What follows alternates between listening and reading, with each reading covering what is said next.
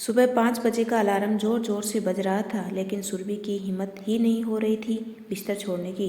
ठिठुरन भरी ठंड इतनी कि रजाई से बाहर निकलते ही हाथ की अंगुलियां भी मानो बाहर की अनदेखी हवा से मिलने की हिम्मत नहीं बटोर पाती थी, और हवा भी मानो पूरी ताकत लगा देती थी हाथों को बाहर आने से रोकने की।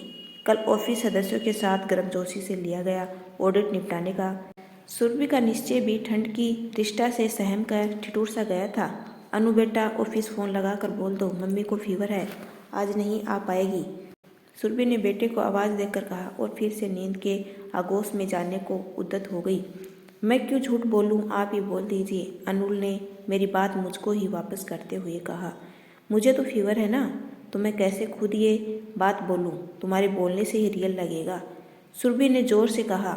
अरे तो छुट्टी ले लो, आज की फीवर का बहाना क्यों, पति सलील ने टोक दिया था। इसी बहाने के कारण छुट्टी मिल पाएगी। आज ऑफिस की ऑडिट होनी है, बॉस किसी को छुट्टी नहीं देंगे। ऑडिट होनी है तब तो तुम्हें ज़रूर जाना चाहिए।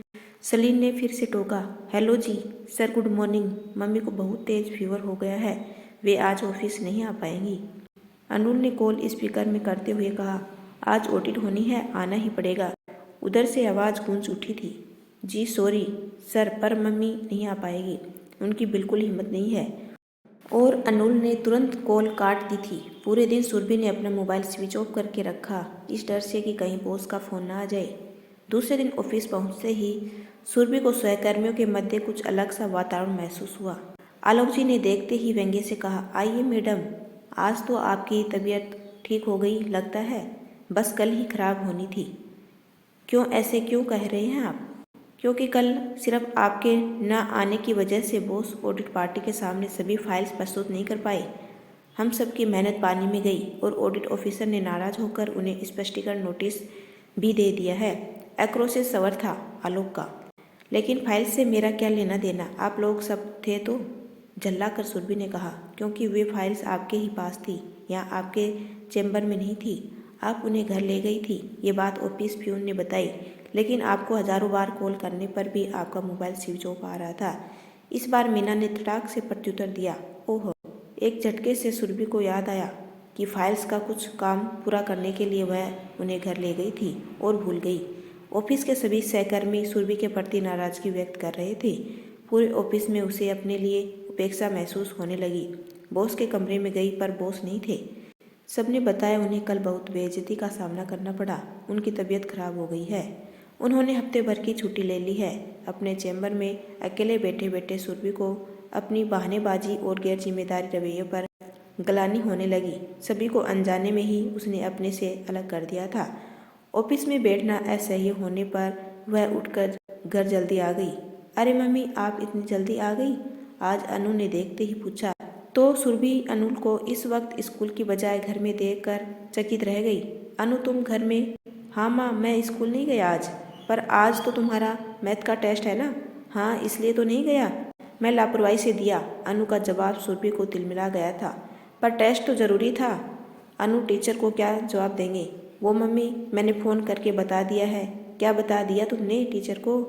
अनु, यही तो, मुझे बहुत तेज़ फीवर है, इसलिए हिम्मत नहीं हो रही है स्कूल आने की, कहता अनु हंसता हुआ अंदर चला गया था। और सुरभि अवाक से धम वहीं सोफे पर गिर सी गई। उफ, ये मैं क्या सिखा रही हूँ अपने ही बेटे को?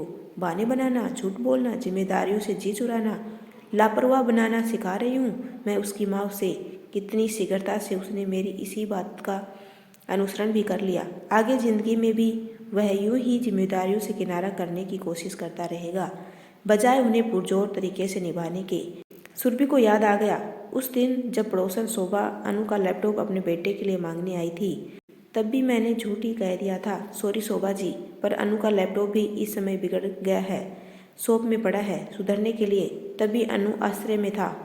मम्मा, शोभा आंटी के बेटे रोहित भैया का ऑनलाइन इंटरव्यू होना है और उनका लैपटॉप सही में ख़राब हो गया है, इसलिए वह खुद मांगने आई थी। मैं देने जा रहा हूँ अपना लैपटॉप, आपने झूठ क्यों बोला उनसे? तभी मैंने उसे डांटा था कि यार, ऐसे किसी के मांगने पर भी अपनी कीमती चीज़ें देते फिरोगे तो बस लोग तुमसे मांगते ही रहेंगे, समझे? मना करना सीखो, कोई ज़रूरत नहीं है अपना कीमती लैपटॉप उन्हें देने की, फिर तो वो रोज़ रोज़ मांगने आ जाएंगी। हम क्या करें, उनके बेटे का इंटरव्यू है तो खुद कर ले व्यवस्था। उस दिन के बाद से शोभा जी ने आज तक मुझसे बात नहीं की। अपने बेटे को मैं मानवता का भी उल्टा पाठ पढ़ा रही हूँ।